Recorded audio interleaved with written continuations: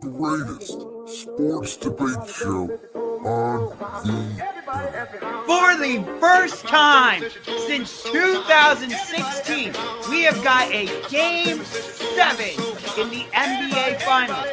championship rings. Starring Brandon The Philadelphia Eagles are Super Bowl champions. They won the championship ring. I am loving this feud. Don't you dare shit on this. Don't you dare. I'm gonna shit on the stipulation of it. Oh my god, the stipulation is fantastic. So it is the first Tuesday after football, NFL Week 1, and we are back. Brandon Lewis, host of Brandon's World, Ungar to the Max, host of the Sports Room Talk Show, Josh Ungar. Josh, it was a very eventful Week 1 of the NFL. Plus, we have some NBA news we'll get to at the end of the show and some sad news regarding WNBA phenom Caitlin Clark. Yeah, but there's no better place to start than, well, Lamar Jackson versus Josh Allen. I would say, I know Patrick Mahomes is in the mix, but I would say Lamar versus Josh Allen is the new version of Peyton versus Tom Brady. I mean, you can certainly make an argument. I still think it's Mahomes versus Allen. Now, the thing is, right, is the conversation surrounding this game is, was it more of a Ravens collapse or was it more of a Buffalo Bills comeback? And everybody has said, oh, it's all about the Ravens. How could they blow a 15-point lead? Am I watching the same game as everybody else? Because when it was 40-25, was I the only person that thought all Buffalo needs is one stop? This game was not over. The Bills, I don't know why those fans left the building. I understand the Ravens offense was running over the Buffalo Bills defense, which if I'm Buffalo moving forward, I absolutely do have concerns about. But on the flip side, the Ravens defense really cannot stop the Bills offense either. It was Ed question why the Ravens decided to punt the ball on that fourth down. So we'll get into that, but I want to set everything up first. So to me, it was Ed Oliver who stripped the ball, forced that fumble of Derrick Henry. It was the Bills defense who stacked 10 in the box after that and said, okay, Baltimore, if you're not going to get in the shotgun and run a read option with Lamar Jackson, instead if you're going to get an I form and run the ball right up the middle with Derrick Henry, well, then we're going to send 10 people at the box. And that's what Buffalo did. And they got the stop. And then Josh Allen does Josh Allen things. And all of a sudden, yeah, the comeback was real. And so do I have major concerns about both these teams moving forward? Yes. Was that an all-time classic, not only week 1 game, but one of the biggest and most classic NFL games in NFL history? Yes. But I hate how we're taking the narrative of, oh my God, the Ravens blew it to, what about Buffalo, who just came back down 15 points and refused to give up? Yeah. I'm giving more credit to Buffalo than taking away credit from Baltimore in that sense. Because Baltimore beat themselves, but in the same breath, if Buffalo doesn't take advantage of the mistakes by Baltimore, they don't complete this comeback. But again, what mistake are we talking about? Because if you're talking about the Derrick Henry fumble, to me, that's not a Ravens mistake. That is the Bills making a play on the football. The only mistake I think the Ravens made all night was the situation you talked about, which was the fourth down call, which Collinsworth on the broadcast rightfully brought up before the play on third down. He said, whatever play call they make here on third down should dictate fourth down because you should go for it the way they did 4 years ago to beat Kansas City in that classic week 2 Sunday night game. Yeah, exactly. But give credit to Buffalo because now if you want to go to the Super Bowl in the AFC, you got to go through Orchard Park in New York. Because for me, they locked up the number 1 seed with this win. Based off that, are you already declaring Buffalo the number 1 seed? Okay, well, let me ask you this then, based off that statement. If the Ravens had won Sunday night, would you have said the same thing about Baltimore? Did you feel like that game was for the number one seed in the AFC? Yes, I did. Okay. See, I would think that you probably could be right, but the issue is we still have 16 games to go. And outside of the regulars, Buffalo, Baltimore, the Chargers, we know are going to be good. Even, I'm sorry, Kansas City, they are going to be good. We don't know. I mean, look at the Colts, right? Are they going to be the surprise team this year? Are they going to be the sustainable team? Is New England not as good as maybe we both projected them out to be? Like, we don't know yet. Are the Jets going to be a really good team with Justin Fields based on the way they play? So to me, there's just a lot more questions. I think this AFC East obviously runs through Buffalo, but to say they locked up the number one seed, I think is a little bit premature. Okay, I understand that, but like, unless Kansas City gets their wide receiver issues figured out, I don't Well, see not them. even them. Look at the Chargers. I mean, we'll get into this. Did you see the way they played Friday night when Herbert had time? My Lord, was he accurate? And Yeah, Quinton Johnson, if they can get Quinton Johnson for a whole season going the way they did Friday night, along with Keenan Allen at 33 years old, catching 7 passes, the Chargers are a legitimate Super Bowl contender. And I didn't hear anybody saying that before the season started. yeah. And Denver is nothing to sneeze at either. I mean, I don't know. They didn't look that great to me against the Titans. I mean, I thought the Titans beat themselves. Okay, but in terms of this game, I mean, these are the two best teams in the AFC. You can make an argument for the Chargers. You can make an argument if you really want to for Kansas City, but not right now. These are I think can because these two teams have not proven to beat them in the postseason. That's the difference, especially Baltimore. Baltimore now, they not only proved they can't beat Kansas City, they can't even beat Buffalo. So how are we? That's my argument for the Ravens. I cannot take the Ravens seriously as a Super Bowl contender. I don't even know if they have the best quarterback in their division. There, I said it because I know how you feel about Joe Burrow. I cannot take this team seriously as Super Bowl contender when they can't beat the two teams that are better than them. I would say right now, even though they lost, they still dropped 40 in Buffalo. I would say they did in September. What's going to happen come January when the weather's freezing cold out? That's the real answer. I don't give a rip what the Ravens do because the Ravens always win September. I understand that, which is the opposite of the Bengals, although, the Ravens are turning into our Cleveland Cavaliers, Josh, the team that dominates the regular season and gets beat in the second round of the playoffs. Oh, yeah.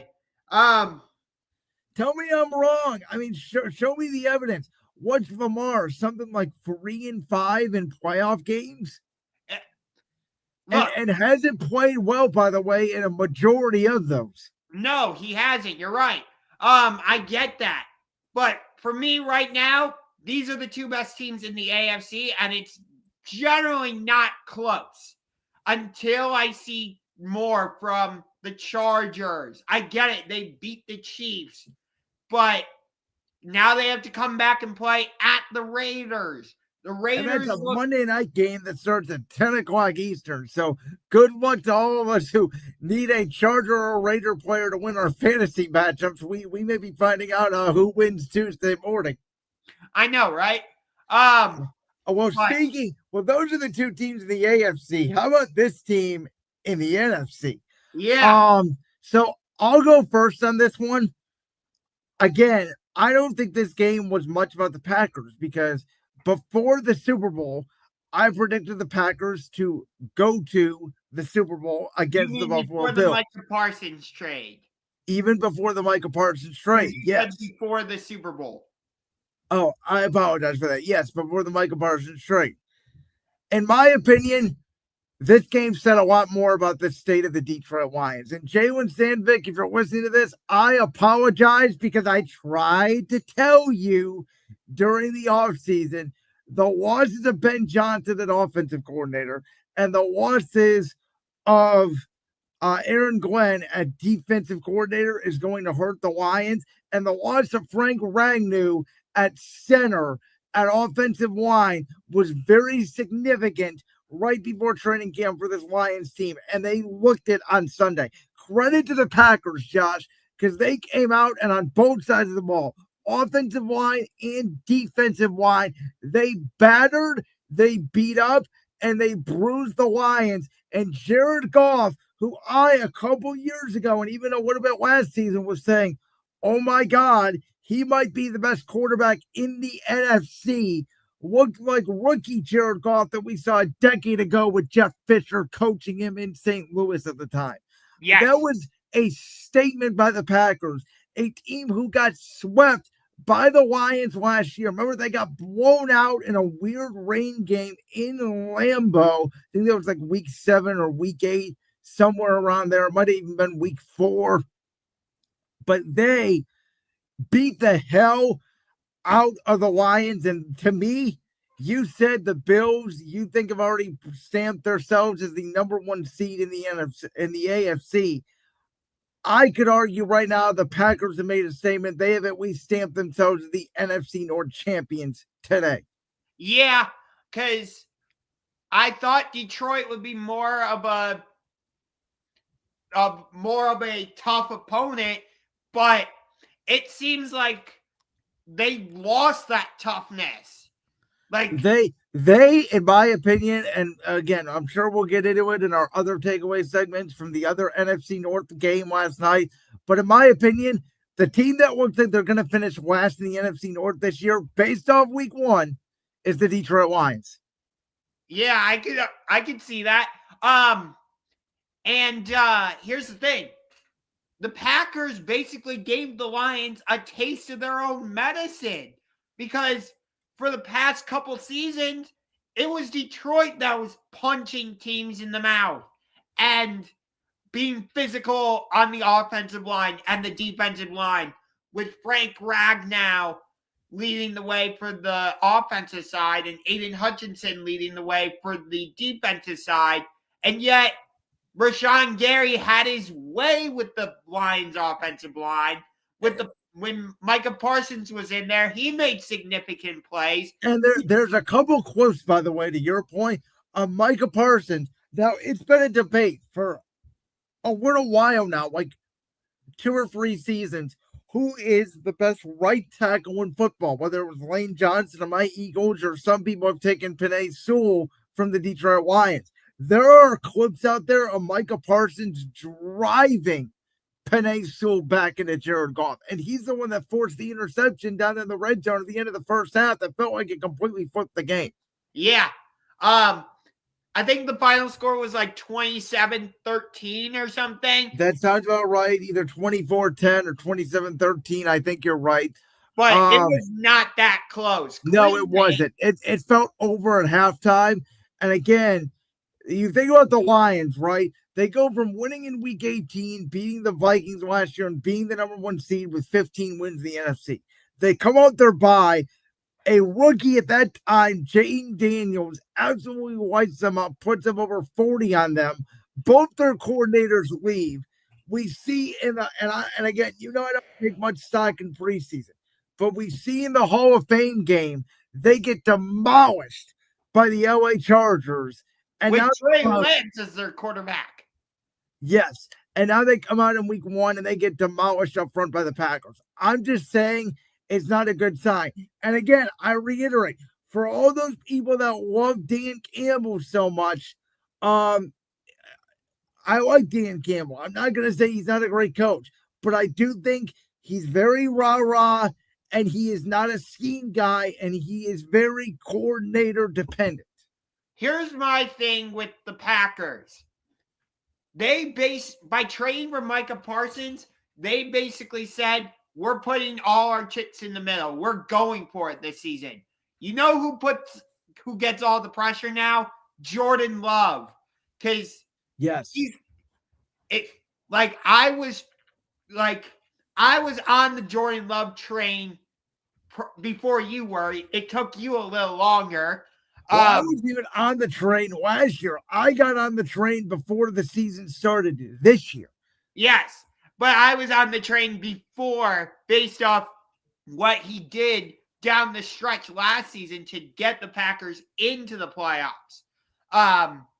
And I even when he led the Packers into the playoffs against and nearly beat the 49ers in San Francisco a couple seasons ago. That's when I got on the Jordan Love train. But, it's all on him now. They drafted a wide receiver in the first round for the first time in 20 years. They trade for Micah Parsons. You've got Romeo Doubs, Christian Watson, Josh Jacobs, Matthew Golden, the rookie, Tucker Kraft. You've got Rashawn Gary, Micah Parsons defensively, Lucas Van Ness. All the pieces are there. Can Jordan Love step up? That's the thing with the Packers. And of course, we'll see these two rematch on Thanksgiving night. Let's go to the Super Bowl loser from last year, who we already mentioned. They got beat up Friday night by the Chargers, losing 27-21. Concern for Mahomes and the Chiefs after falling to Herbert and the Chargers. I think I already alluded to this earlier. Now, with a caveat, I'm going to say this. I do not have concern about them yet. Spoiler, I am predicting them, obviously, to lose in the Super Bowl rematch on Sunday against my Philadelphia Eagles to knock them at 0-2. I could see them starting the season 0-3. Oh, there is no way they lose to the Giants. I will tell you that right now. They start Jackson Dart at quarterback. Well, I'll tell you that right now. If the Chiefs do fall to 0-2, that will be my favorite bet. I will take the Chiefs -30. I don't care what the line is. They will crush the Giants because that may be Brian Dable's last game as an NFL head coach. That's how bad the Giants look. I will say this, though. I actually do have two concerns for the Chiefs in this regard. I don't have concern that, oh my God, the sky is falling. They're not going to be this good. They may miss the playoffs. I think all that's baloney. What I do think is still legitimate concerns is this. Number one, outside of that one touchdown catch, Travis Kelce still looks old. And I was coming into this year thinking Kelce was going to have a better offseason. He was going to come in resurgence. He was going to be on the same page as Mahomes. He had a bitter taste in his mouth from how the Super Bowl ended a year ago. And he still looked like the same Travis Kelce, who is not the same player. And the other thing, and that, by the way, complicates things now with Xavier Worthy. We don't know his health status. And the other thing is this. Their defense, which had carried them the last two seasons, one of the best defenses in the league, they got shredded by a Charger passing attack that was efficient last year, but did not pass for a lot of yards. And the Chargers decided we're going to throw basically all over the yard here. And then they had Chris Jones line up at defensive end, especially on that last snap. He loses contain because he goes inside instead of staying outside. That's what allows Justin Herbert to man coverage to run for the first down and end the game. And again, despite the Chargers, in my opinion, significantly outplaying the Chiefs, if they would have just got that third down stop, who knows? We could be saying the Chiefs could be 1-0. So how concerned can you really be? So, because of their wide receiver problems, on a scale of 1 to 10, I'm at about a 7 right now for the Chiefs, honestly. Because think about this. They're having wide receiver problems, and everybody else in the AFC West was victorious. The Chargers beat them. The Raiders went into New England and won. And then the Broncos beat the Titans. So everybody else is 1-0. The Chargers already have a game in hand over the Chiefs in the division. The Raiders have that same opportunity when they host the Chargers on Monday Night Football. actually, the Chargers play 3 straight division games to open the season because they host the Broncos next week. So that's a very interesting opportunity for them. We'll see if they take advantage of it. But because of the wide receiver issues and the fact that, you and I both said the Raiders were going to be an improved team.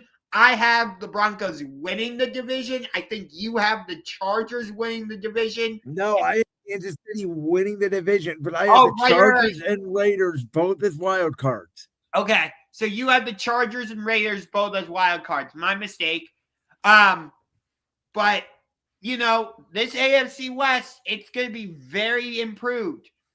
And the Chargers showed, no, you're not just going to be the bullies of this division anymore. I know they've won it 9 straight years. I don't think it's going to be 10. I don't. Well, the weird thing is, I told you when we did our NFL predictions show, I could not comprehend for the life of me how the Rashawn Slater injury for the Chargers automatically made Denver the favorite in the division. It's like everybody completely skipped past the Chargers. To me, if there was one team that's going to knock off the Chiefs in this division, it's a Jim Harbaugh, Justin Herbert-led team. And you very well could be right, but I just really like the pairing of Sean Payton with Bo Nix. That defense is legit with Denver. I love. Well, so is the Chargers. The Chargers defense was better than Denver's last year. They had the number 1 scoring defense in the NFL. So I think, in my opinion, it's going to be a fight between those two for the division, unless Kansas City turns things around. I think the Chiefs. Now the question is for the Chiefs. We thought they had a very hard schedule going into it. Well, what if the Lions somehow start 0-3? Then is Detroit not as good as we thought? Does that schedule get a little bit easier? So, as I said again, there are still a lot of unknowns here in week 1. And I'm not saying the Chiefs are going to miss the playoffs and they're going to have a losing record. No, I still think they're going to be a very good team. For God's sakes, it's Patrick Mahomes and Andy Reid. I'm not trying to be dismissive of them. All I'm saying is I think the Chargers and the Broncos have closed the gap on them, and the Raiders aren't far behind. And for me, if they don't fix their wide receiver issues, the Chiefs are in trouble. I agree that all 3 teams have closed the gap. I guess we'll see how significant of a gap it closes for the rest of the season. Wait, before we move on, what do you think of the idea? Because number 10 is not very happy in Miami. I was going to bring this up. Okay.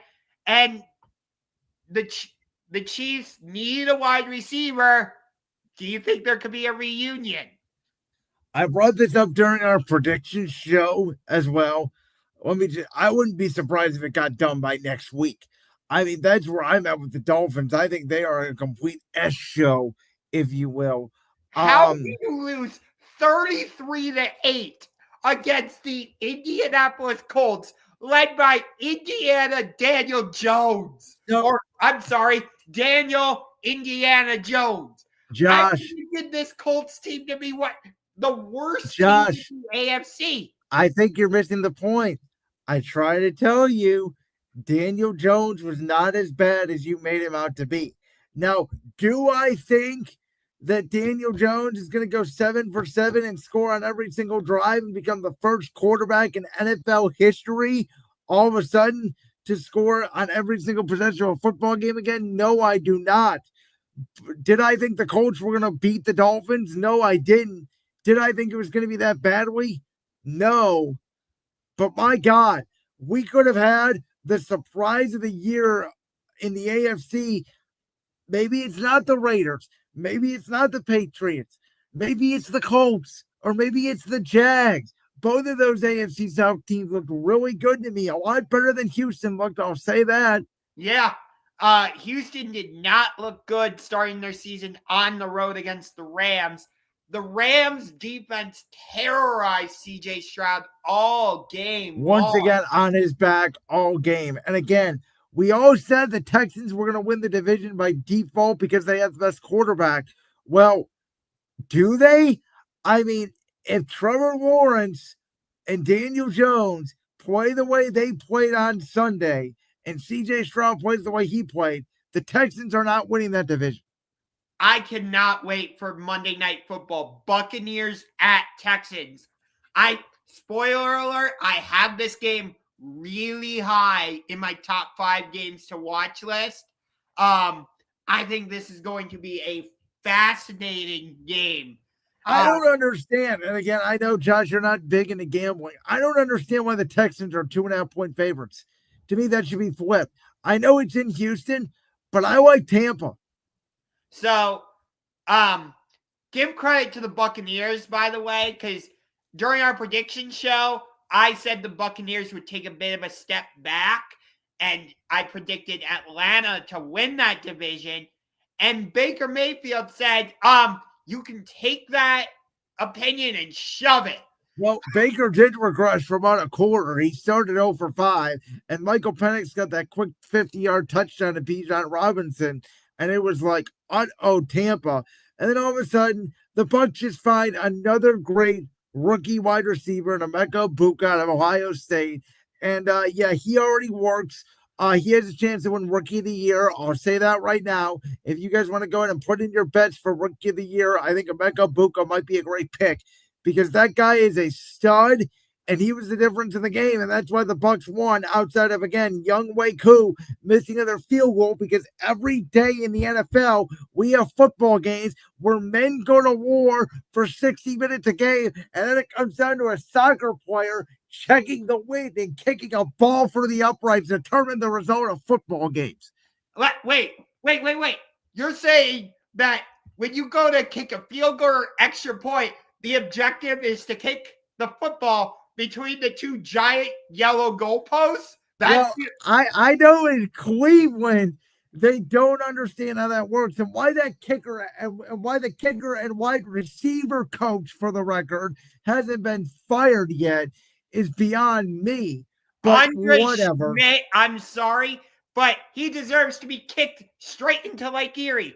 And I feel like if I did it, I would be more accurate than him. So here's my thing. Everybody says the Browns outplayed the Bengals, which they did. Everybody says, oh my God, the Bengals didn't look that good, which they didn't. But guess what, ladies and gentlemen? The Bengals offense only scored 17 points. Last year, they scored 38 points 5 times. They lost all 5 games. In week 1, they scored 17 points, and they won the game. Yes, I know. The Bengals were held to 7 net yards in the second half. And they won the game. And Myles Garrett, who I have criticized a ton on this show, I thought played the best game he's ever played in a Browns uniform. Yeah, the Bengals were minus 18 in the fourth quarter, and yet they still won.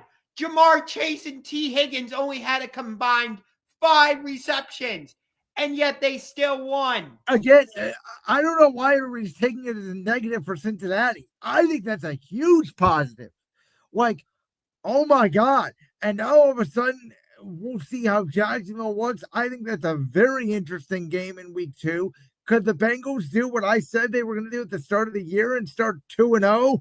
And what if, by the grace of God, Joe Flacco comes back to Baltimore and upsets the Ravens, and the Bengals start 2-0 and the Ravens start 0-2? I don't see that happening. This is the Ravens home opener. Hey, wait, hold on. I'm not saying it's going to happen, but let me just paint the scenario, Josh. Do you remember what happened last year to the Ravens? They lost a heartbreaker. Week 1 at Kansas City. Isaiah Likely's toe was on the line. What happened in week 2 to the Ravens? They played their home opener and lost, I think, to the Raiders. You are correct. So why couldn't they play their home opener this year in week 2 and lose to a 4-win football team in the Cleveland Browns? It's the same script. Yeah. Remember how I said the Browns were going to win 6 games this year? I was wrong. I tried to tell you. I thought 4 was optimistic with this team. Now I will say this: I'm still a firm believer. If Shedeur Sanders starts that game, I think the Browns win. If Dylan Gabriel starts that game, I think the Browns win. And you know what? I'm sorry. I usually don't do this on this show, but I am taking a complete shot at 92.3 The Fan and ESPN Cleveland, the local radio stations here in Cleveland, Ohio. On Monday, all the talking heads, thank God I don't work for those radio stations or I'd be fired in 5 minutes because everybody would hate me because all you guys talked about for hours was, oh my God, the kicker, the kicker, the kicker. How about talk about how Joe Flacco threw the ball 45 times? The ball bounced off Jerry Judy's hands. The ball was bouncing off Cedric Tillman's hands. Dylan Sampson and Farron, the rookie tight end of Bowling Green, were the only 2 competent weapons on the field. And for the first half, you got your asses ran on by Chase Brown. But yeah, everything's cool because Quinshawn Junkins is coming back next week. Who gives a rip? Oh, and by the way, your baseball team is only 2.5 games out of the wild card, yet all you want to talk about is a kicker. Give me a break. I know.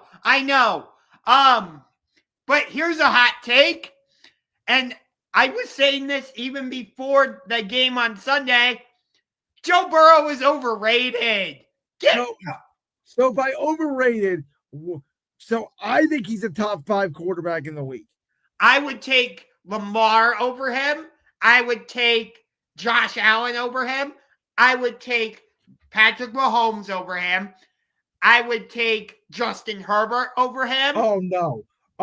Yes. Justin Herbert has never won a playoff game. I would still take him over Burrow right now. Oh, come on. And if Bo Nix continues to play the way... Oh, come on. You are not going to take Bo Nix. You didn't even mention my guy, Jalen Hurts. Hold on. In the NFC side, I was just talking AFC. Okay. In the NFC side, yes, I would take Jalen Hurts over him.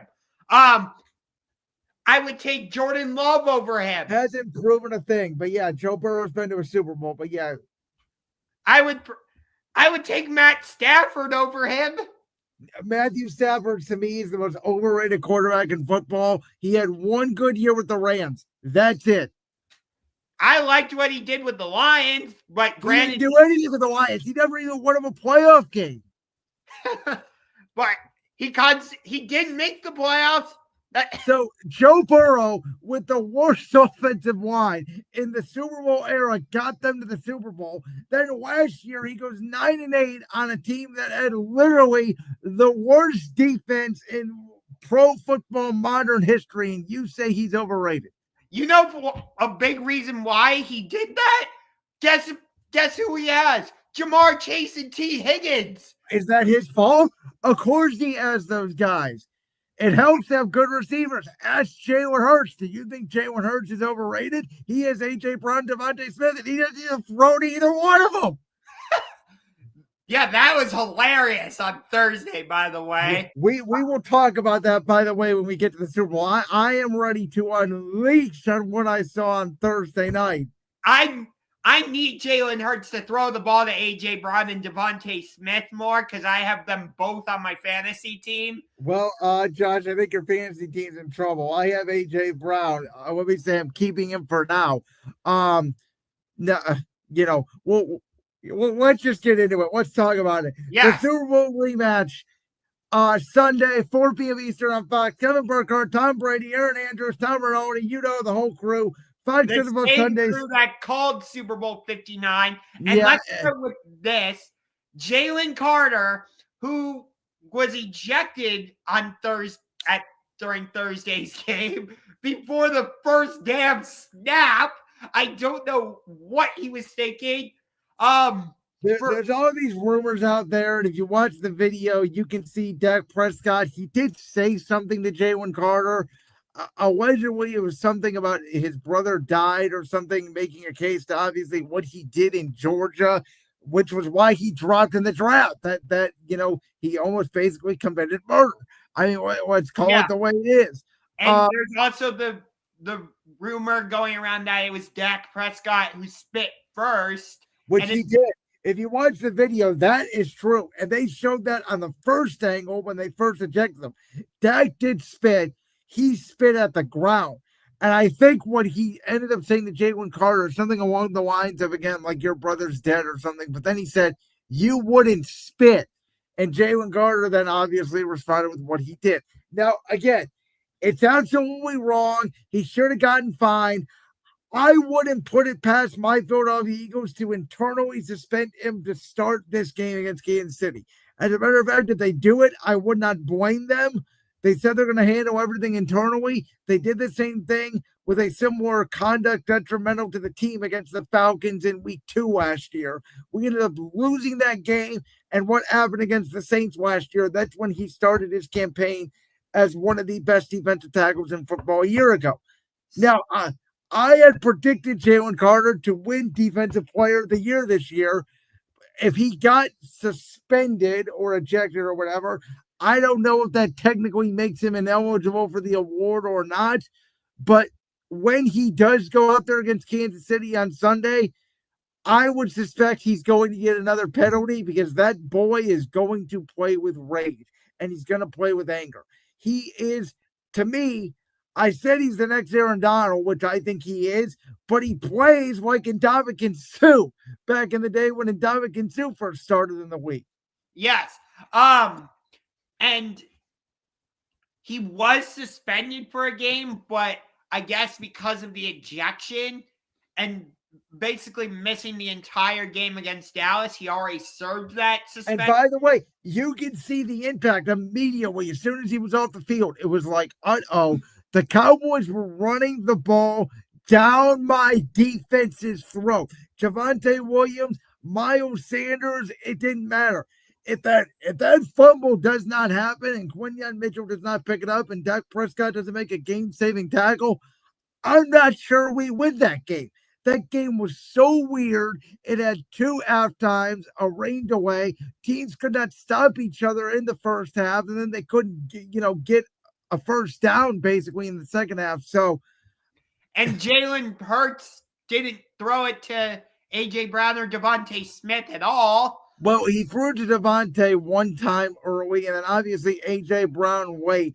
I will say, because I went back and I watched when they would show the overhead of the play designs. AJ Brown was not open.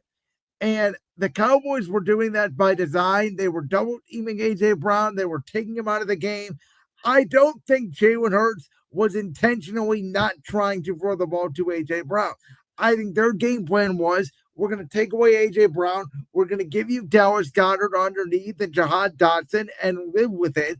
Now, do I think AJ Brown's frustrated? I do. Do I think they're going to try to get AJ Brown the ball more in week 2 against the Chiefs? I do.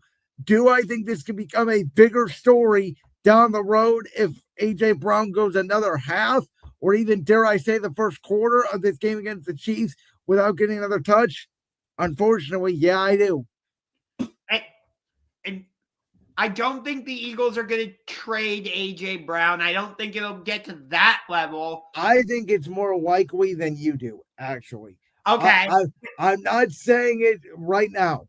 I'm saying if this continues to be the issue, if he's going the whole game without a target, there's going to be an issue. Yeah. This was different than last year in the AFC and NFC championships because while the offense ran through Saquon, you still felt like, okay, AJ Brown, Devontae is involved. They're always getting a couple touches, where it just felt like very weirdly, especially in the second half, we were like trying to run out the clock because all rhythm of the game was disrupted by the rain delay. That's what it felt like to me. Yeah. Which I drafted both Devontae and AJ Brown. I tried in a couple of my leagues, I tried to get all three, Saquon, Devontae, and AJ Brown. It didn't end up it worked in one of my leagues, not the others. but nonetheless, but how do you feel about the trade the Eagles just made yesterday with the Jaguars bringing in Tank Bigsby? So I don't think a lot of people know this, but Will Shipley did suffer a rib injury. That was confirmed today. He's going to be out a few weeks. That is my best guess for why they brought in Bigsby, who was on the practice squad last year. So he has familiarity with the system. I don't mind it. Do I think a fifth and a sixth is a lot for a backup running back? I maybe wouldn't have paid that much, but in Howie Roseman, we trust. I mean, the guy does have 2 Super Bowls, and he's a Hall of Fame GM. Yes. I do find it interesting that this Super Bowl rematch is in Kansas City again, just like the previous Super Bowl rematch between these two when they played on Monday Night Football a couple years ago. I believe the Eagles won that previous. We did. Remember that was the game where Mahomes aired it out to MVS and he dropped the ball in stride, or Kansas City was taking the lead. Yes, that's correct. So do I think it's going to be 40-22 like it was in Super Bowl 59? I don't. But if the Chiefs don't get their off wide receiver issues fixed, like I mentioned earlier, the Eagles could come in here and blow them out. Honestly. Well, Philly has a cornerback 2 issue. I will say that. That's the biggest issue I see for my team right now, and repeating, is who's going to be the number 2 corner outside of Quinyon Mitchell, because Adoree Jackson got toasted by CeeDee Lamb. Most of the catches that CeeDee Lamb had prior to his free drops in the fourth quarter on Thursday's game was against Adoree Jackson. By the way, I did like that CeeDee Lamb took accountability for after the game. The Cowboys looked way more buttoned up. And by that, I mean situationally, ready to go, creative, in and out of the clock. They look prepared to play, unlike any team we saw the last 2 years in the McCarthy era. I agree with you. Now, again, to me, it's and again, this may be a cop out. You can say what you want because I'm an Eagles fan. As soon as Jalen Carter got ejected for that game, I think the whole game plan got thrown out the window for both teams. And then the radio happened, and it's like, I don't even know what to make of this game. Can we just win the game? Yeah, I understand that. But like going into this game, how much is revenge going to be on the minds of the Chiefs? Well, I don't think that. I think winning is on the mind of the Chiefs, because I was rooting for them to beat the Chargers because I did not want to face an 0-1 Chiefs team. I am scared of that factor because I don't think the Chiefs want to go down 0-2. Plus, this is the Chiefs' home opener. Yeah. We've seen them lose home openers, though, in the past. Yeah, they really should have lost last year's home opener if Isaiah Likely's toe isn't on the freaking line. Correct. So, like you said, I don't think it's 40-22. It should be 40-6. But no. I think it's going to be like 24-17. I think it is going to be a lower scoring game. I envision Mahomes having the chance to win the game and my defense getting a stop to seal it. Yeah, I think Jalen Hurts' mobility is going to make the difference. Do I think Jalen ran a lot? I understood it. He had to make plays when he had to, specifically at the end of the game. Sure. But 14 rushing attempts, that was a lot. I do want to see that come down. I do like the fact they were mixing in A.J. Dillon and Will Shipley, not giving Saquon Barkley every carry in the world.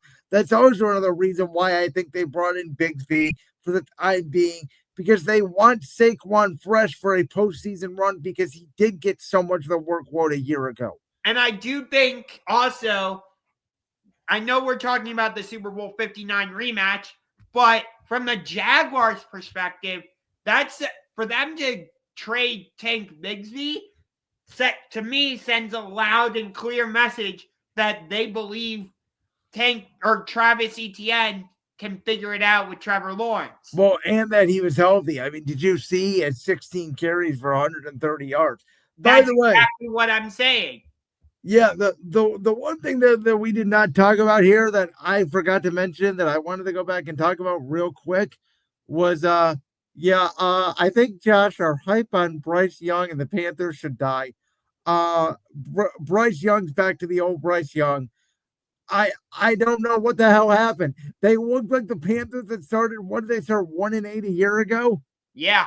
And my other big takeaway is are we sure Ben Johnson's actually gonna fix Caleb Williams?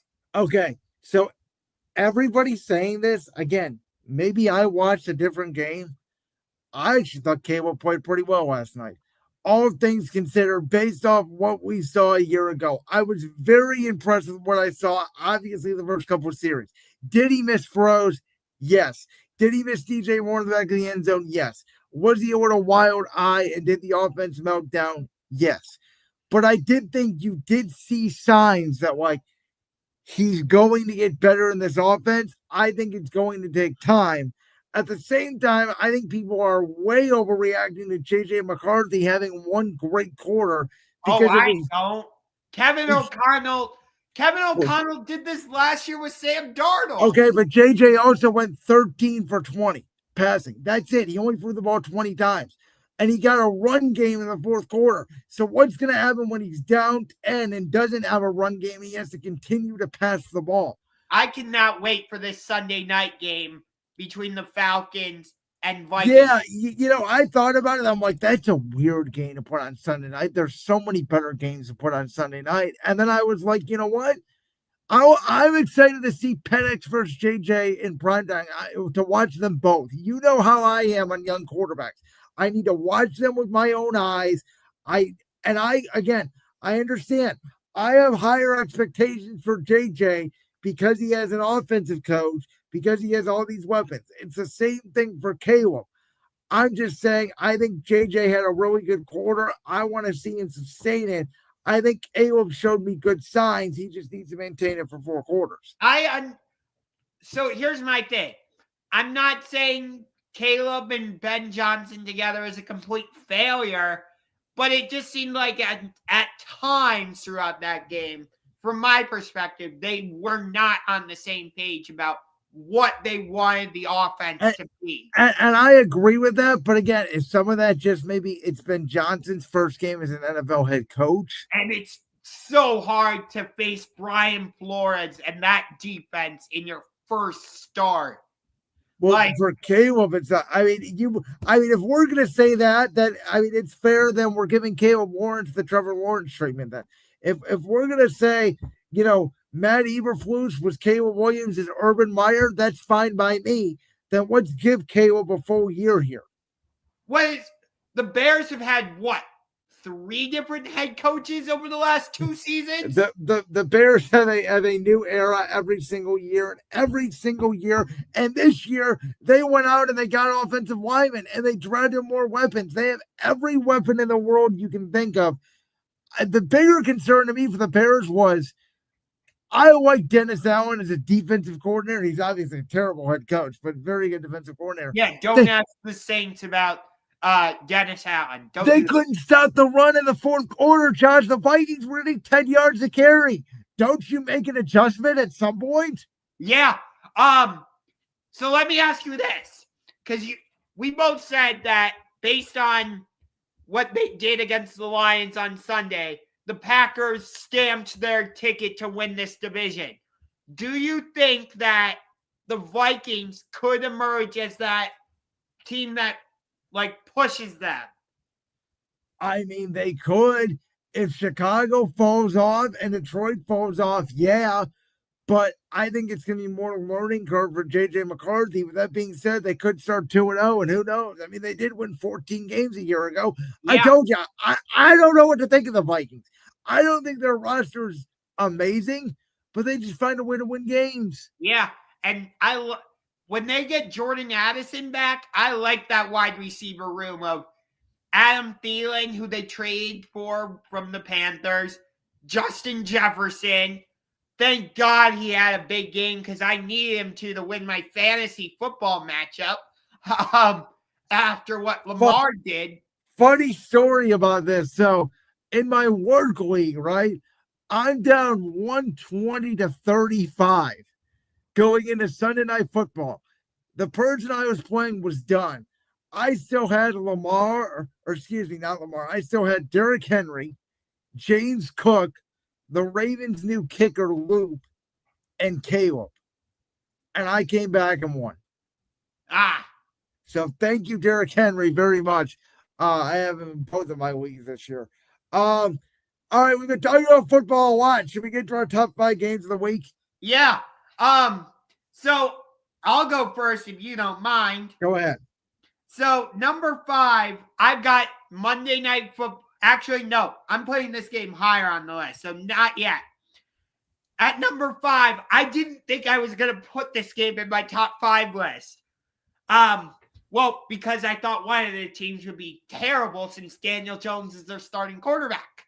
But yeah, I am starting my list with the game at Lucas Oil Stadium, Denver at Indianapolis. The Colts caught me off guard by putting up the performance they did against Miami. But now you're facing a really good defense in the Denver Broncos, and I'm really high on the Broncos. You are not. And I think the Colts are going to be trash this season. If Indy goes out and wins this game, it will definitely catch my attention about them. So I got that as my number 5 game. More so because of the Colts than the Broncos, since I'm so high on the Broncos already. Number 4, this one might be surprising to you, considering one of the teams lost their season opener on the road, but it's the LA Rams taking on the Tennessee Titans in the Titans home opener. I didn't think the Rams played particularly well against the Texans in their week 1 game, but they did just enough. And with the Titans, I thought Cam Ward looked okay. I didn't think he looked great against the Broncos. And now he comes home and he's taking on another really good defense. You got Jared Verse coming after you. We're going to find out how good that Titans offensive line is, because you go from a stout Broncos defense to a really solid Rams defense. So that's my number 4.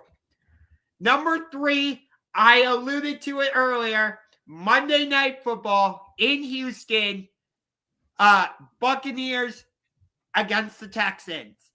I just talked about it. Houston, they didn't play well. They got bullied by the Rams defensive line. Jared Verse was able to do whatever he wanted, whenever he wanted.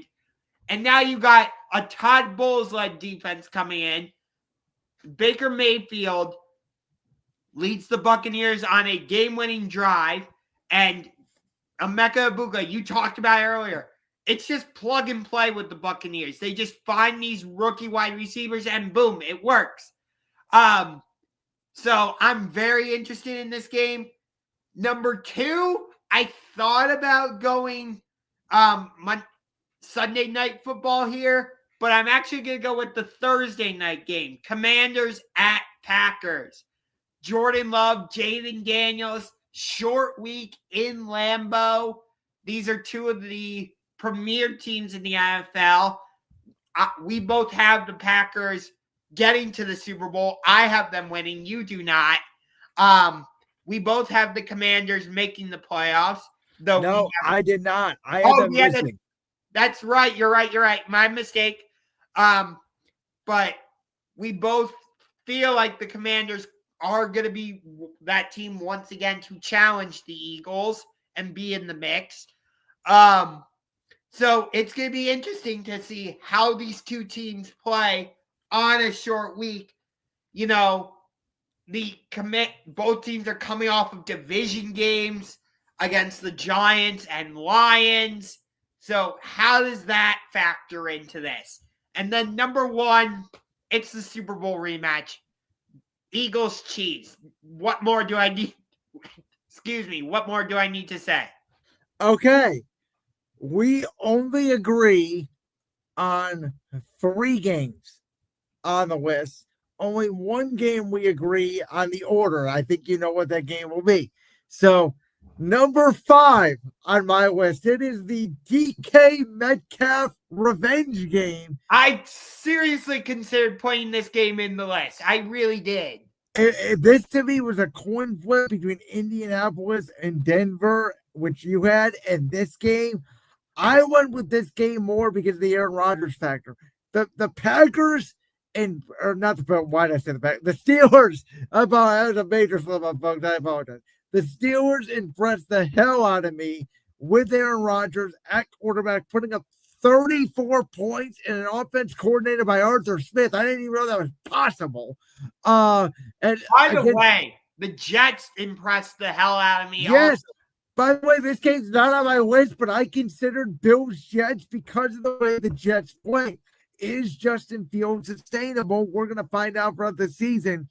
But yeah, I'm very interested in what Seattle looks like with Sam Darnold now on the road going into Pittsburgh.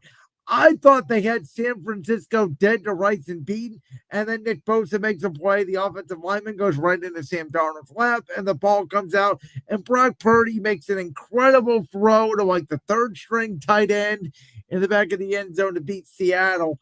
Again, me and you had different opinions on the Seahawks this year. I don't know what to make of Seattle. I got to watch them more, and I don't know how to feel about Pittsburgh yet. I got to see them sustain this, so I'm interested in this game.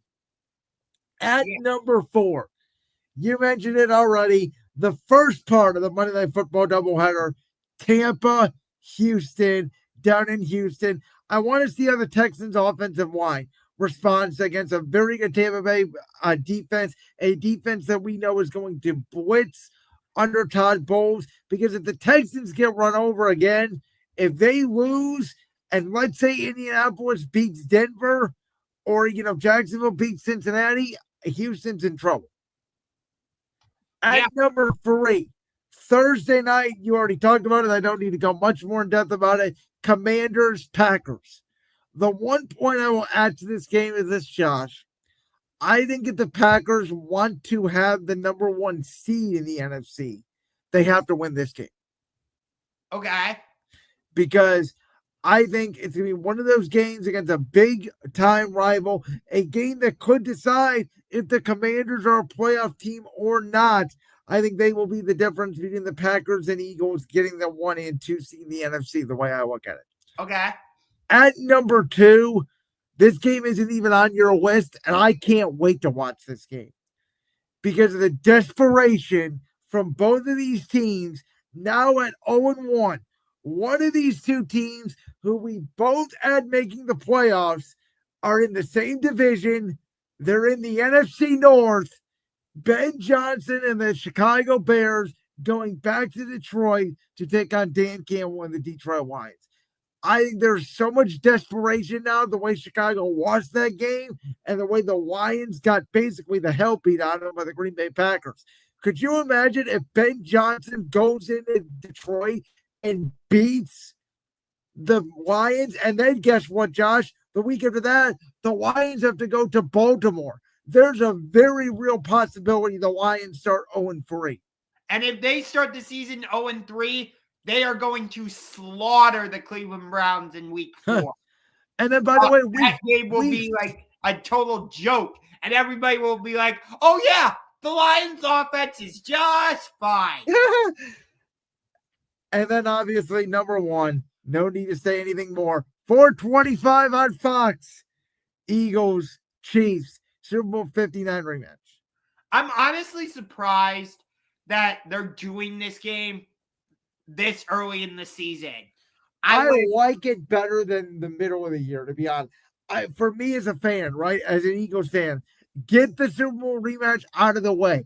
I don't want to worry about having to play Kansas City middle of the year and get caught up in it. I would have loved, I know this game's in Kansas City, but I would have loved to have us have a ring banner week 2 and get this game over with week 1. I'm a stickler for early Super Bowl rematches because it's more of a rematch than if you were later in the year because all these teams change. I understand that. It's also bizarre to me. I get why you started the season against Dallas because it's Dallas and they're your biggest rival. I still would have had you guys play the Rams in the season opener because they gave you your best fight in the playoffs. I think you play them, week 4? Week 3. So it's next week. That is brutal for the Eagles because you go Chiefs, Rams, and then at Tampa. And then we owes your team, the Denver Broncos. That's a tough stretch. And then we get a break week 6 against the Giants, but they may be starting Jackson Dart by then.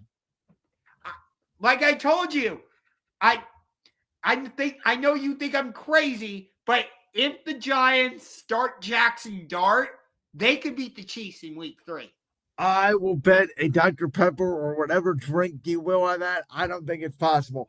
All right, enough football talk because we actually have for the first time in a while time to talk about the National Basketball Association because the All-Star Game is going to a different format again. Does anybody actually care? I just wanted a straight up USA versus World game, not this round robin thing. Like, just do a straight up USA versus World. Just how hard is that? Well, like I said before, when we talked about this, when this was proposed, obviously into the Four Nations NHL event was done so well this past year. The problem with just doing a straight up USA versus the world is there's not enough all-stars for the world to represent to form a full team. You'd have to essentially give all-star selections to guys that don't deserve it to fill out a full 12-team world squad. There's about 8 guys, but you don't have 12. So, I mean, if you really want to, like, you could put Joel Embiid with Team World, SGA, Jokic, Luka, Giannis, obviously. Yeah, Giannis. Victor Wembanyama. Yep. Maybe Shed Holmgren. Maybe. You're right. It is difficult to find like all-stars to represent. Like we just mentioned them. Once you get done rattling them off the top of your head, you're like, okay, where do I go? Yeah. And that's the issue. I understand that.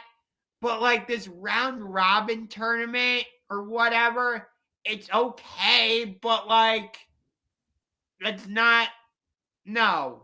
Here's the other thing. This game, because the Winter Olympics is going to be on NBC this year, this game's going to be in the afternoon. So it's not going to be in prime time this year. Yeah. That's correct. And it's going to be at the Clippers Arena out west. So it's going to be like I would imagine 1 or 2 o'clock Pacific time. Something like that. Which is going to feel very weird for an all-star game. Yeah, I'm just going to say this. What is wrong with the old school method? What's wrong with straight up East versus West and just trying? What happened to the all-star game? Why did an all-star game all of a sudden turn into a participation trophy because people are afraid to get hurt? I understand it in football when guys rest because football is a physical, violent sport with contact. I mean, guys go down all the time. We know this. In basketball, unless you're going 100 miles an hour, there's no real risk of injury, in my opinion. You can still contest a shot and play our defense without risking major injury.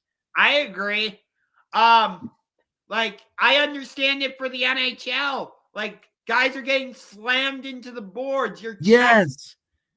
Like, I get it, right? The NBA playoffs are very physical. They're almost football-like. I actually think the NBA regular season is refereed too Mickey Mouse, and the playoffs are refereed too tightly. I'd like to see a more middle ground, as we've talked about this for years now when it comes to NBA officiating. But that's the problem with it for me is the NBA, out of all the products to me right now, and all 3 major sports that I watch, because I don't watch the NHL, it's the hardest watch because it's an inconsistent product. And I'm sorry, you can slander me all you want for this. The players don't care because Adam Silver has empowered the players too much. And for whatever reason, and maybe LeBron started this, maybe he didn't, maybe it was the next generation. I don't know who decided this, but somebody decided the regular season doesn't matter anymore. And whoever got that message across pretty much made everybody think, oh, okay, we're just going to play hard in April, May, and June and decide a champion. Yep, basically. But, you know, the Minnesota Lynx are taking on the Indiana Fever tonight, but you know who's not going to be there? Caitlin Clark. The WNBA, make her the logo, make her the face of everything. It should be renamed the CWNBA for Caitlin Clark, Women's National Basketball Association, because that's what she is. Josh, the value of her could not be more clear as what it is now. I know the Indiana Fever are a good team. I know that, they could potentially make a playoff run here. But from a merchandise perspective, from a ticket sale perspective, from a viewership perspective, Caitlin Clark is the league. Nobody has talked about the WNBA on any national show the minute she went out. She was the lead story throughout the whole summer a year ago because she was revolutionizing the sports world.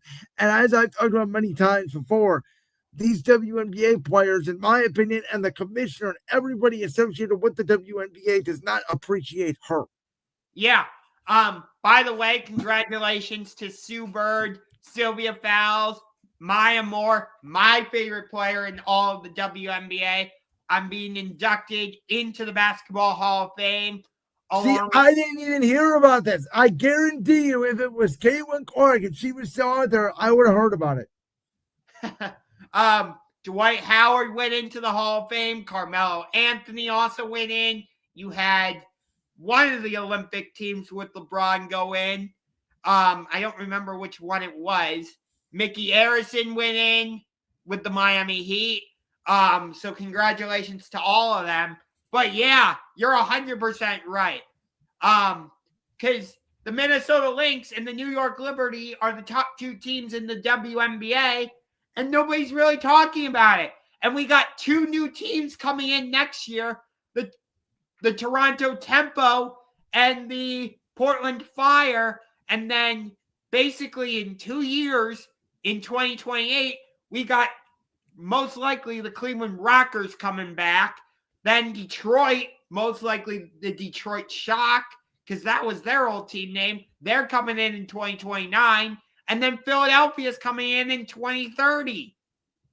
I heard a stat somewhere, and again, the numbers could be a little bit off here, so don't directly quote me on this. But since Caitlin Clark has been injured for the Fever, WNBA viewership overall has been down 60%. Ticket sales for Indiana Fever home games and even away games are down 70%. And I've heard that the WNBA was even thinking about potentially taking the Indiana Fever off of national television because there's no reason to televise them if Caitlin Clark's not in the game. Yeah. Tonight's their last home game of the season against the Minnesota Lynx, and it's on ESPN.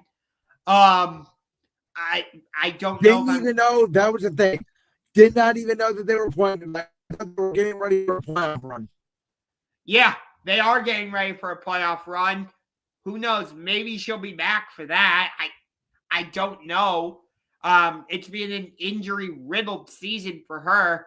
I would say right now it's either going to be Nafisa Collier or Asia Wilson who win MVP, because Asia Wilson has dominated this season with the Las Vegas Aces, and Nafisa Collier just continues to do her thing with the Minnesota Lynx. But that's the story. It's Caitlin Clark or it's nothing with the WNBA, unfortunately. Let me ask you this question. Why is the WNBA calendar so backwards? Why do they not run a similar calendar to the NBA? Why are their playoffs going to run in the middle of the NFL season, the college football season, and the MLB playoffs? I don't know. I mean, it would be, I think it's because, during the fall, you got the NBA season going on, you got the NHL season going on. It would be hard and some of these teams share arenas with an NBA team and an NHL team. So I think it would just be hard logistically to coordinate that at the arenas with all those different games. Yeah, that's a fair point. And I know that they want to expand games, but then you're expanding. Like, I'm sorry. I don't care how popular Caitlin Clark is. No one is watching her over an NFL game or even a college football game. College football has now become the second most popular sport in the country. Yeah, I know.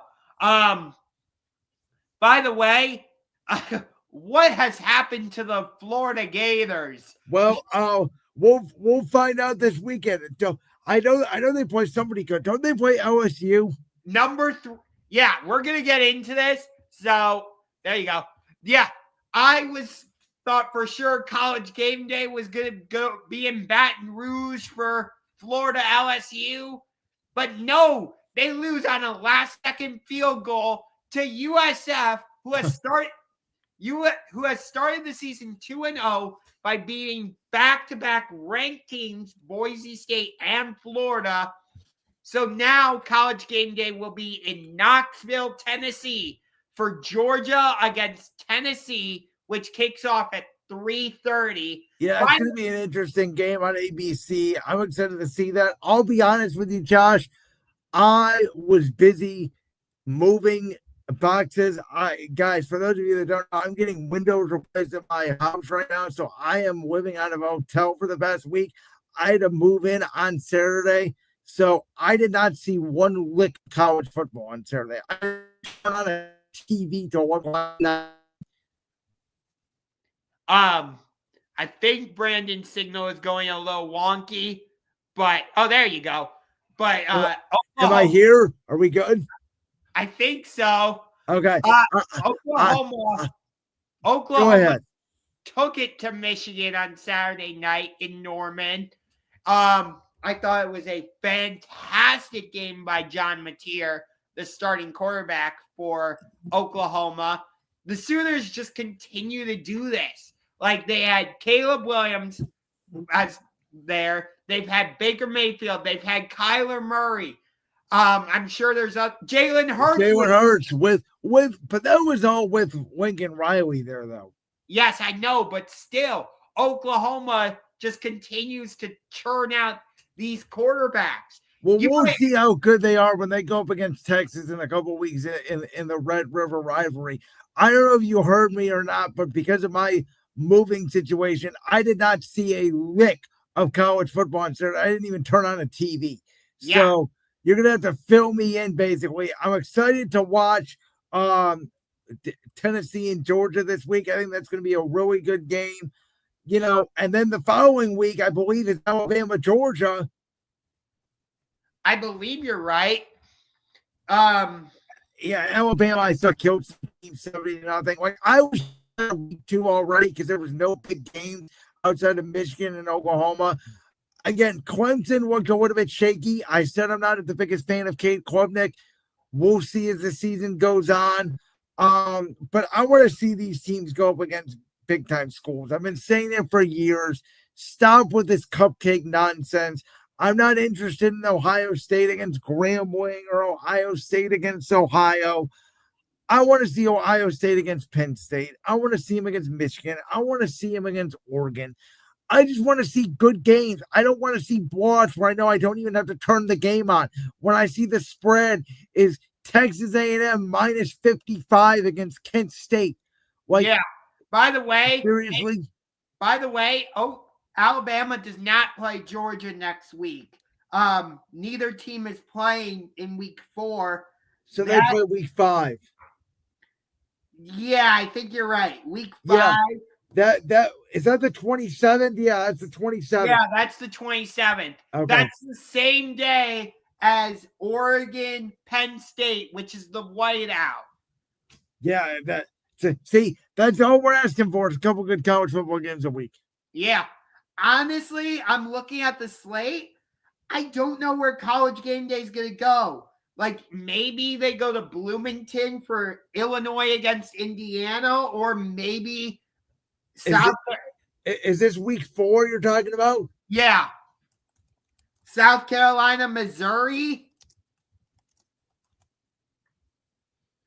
I mean, maybe they go back to Miami for Florida, Miami, if Florida beats LSU. I can't see it. They weren't in College Game Day was not in Miami yet this season. Yeah, but I mean, maybe like another Florida game. They haven't done a Florida game. Maybe Auburn, Oklahoma. They were just in Oklahoma. Yeah. But, oh boy, my Kent State Golden Flashes take on Florida State. What's the line for that going to be? Florida State -50. Yeah. Well, we all know what you and I are going to be doing next Saturday because the wrestling war is going down. We'll talk about that, I'm sure, next week. I don't want to dive into that tonight. We had a good show tonight. Let's not ruin the end of it. All Out's going to be 100 times better. We'll talk about it next week, guys, on Championship Rings. For Josh Ungar, the host of the Sports Room Talk Show, I'm Brandon Lewis, host of Brandon's World. Enjoy week 3 of college football, week 2 of the NFL. The NBA is right around the corner next month. The MLB playoffs are right around the corner. The WNBA playoffs are right around the corner. And football is back, baby. We got sports to talk about for the rest of the year. Yeah, that's true. And we'll see you guys next week right here on Championship Rings.